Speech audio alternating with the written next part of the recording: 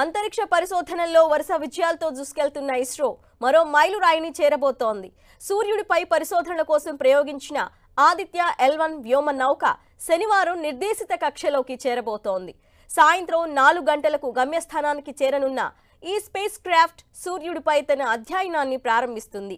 గతేడాది సెప్టెంబర్ 2న ఏపీలోని శ్రీహరికోట నుంచి ఆదిత్య L1ను ప్రయోగించారు.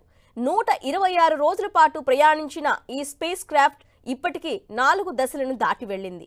సుమారు 15 లక్షల కిలోమీటర్ల దూరం ప్రయాణించిన ఆదిత్య L1 భూమి, సూర్యుడి మధ్యలో ఉన్న లాగ్రాంజ్ పాయింట్ సమీపంలోకి చేరుకుంది. శనివారం మరో 63 నిమిషాల 20 సెకండ్లు ప్రయాణించి నిర్దేశిత కక్షలోకి చేరుతుంది.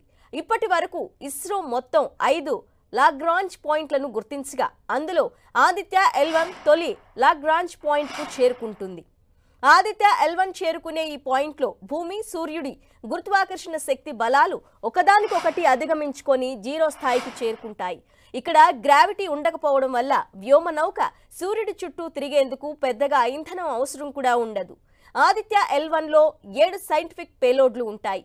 సూర్యునిపై ఉండే ఫోటోస్పియర్, క్రోమోస్పియర్, కరోనా పొరలను మ్యాగ్నెటిక్ ఫీల్డ్ డిటెక్టర్ల సాయంతో ఈ పేలోడ్లు నిరంతరం అధ్యయనం చేస్తాయి. ఆ డేటాను ఎప్పటికప్పుడు భూమికి చేరవేస్తాయి. ఈ మిషన్లోని స్పేస్ పరికరానికి అమర్చిన సెన్సార్లు భూమికి 50,000 కిలోమీటర్ల కంటే ఎక్కువ దూరంలో ఉండే Sapra thermal energetic ions ఎలక్ట్రాన్స్ను కొలుస్తాయి.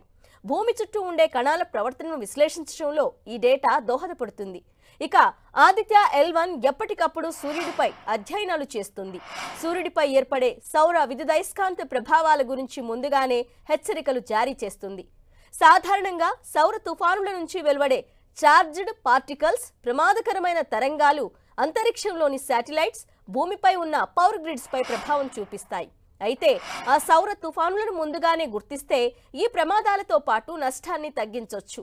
Aditya L1 ఈ సౌర తుఫానులను గుర్తించి మనకు సమాచారం ఇవ్వడం వల్ల మన దేశ శాటిలైట్లను సేఫ్టీ మోడ్లో ఉంచుకొని రక్షించుకునే అవకాశం ఉంటుంది. ఇస్రో ఎంతో ప్రతిష్టాత్మకంగా చేపట్టిన ఈ సన్ మిషన్ వచ్చే 5 ఏళ్ల పాటు సూర్యుడికి సంబంధించిన వివరాలను భూమికి పంపిస్తుంది.